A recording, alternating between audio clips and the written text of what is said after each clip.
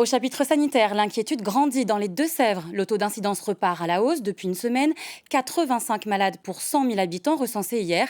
Et c'est chez les plus de 65 ans que la situation est la plus préoccupante.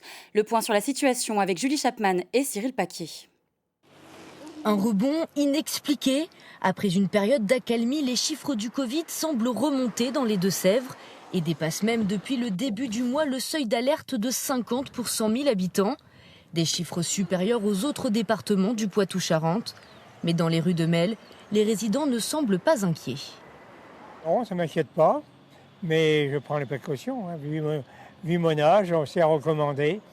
Certainement que ça fera comme la grippe, qu'il faudra se faire vacciner tous les ans. J'ai bien peur.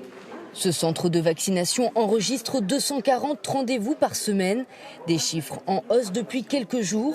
En cause, l'ouverture de la 3e phase de vaccination pour les plus âgés, mais aussi la fin de la gratuité des tests.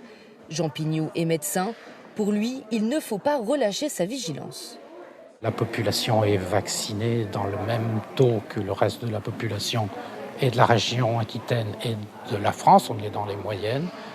Alors est-ce que c'est parce qu'il y a quelques négligences? C'est aussi possible. Il y a peut-être un petit relâchement. Et c'est justement quelque chose qu'il faut surveiller pour voir si on ne va pas, avec la mauvaise saison qui va arriver, si on ne va pas avoir un rebond de l'épidémie.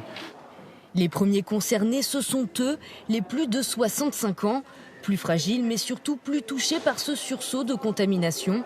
Au 12 octobre dernier, leur taux d'incidence s'établissait à 232,8 pour 100 000 habitants, bien au-dessus de la moyenne régionale de 31,9. Dans le département, la vigilance reste donc de mise.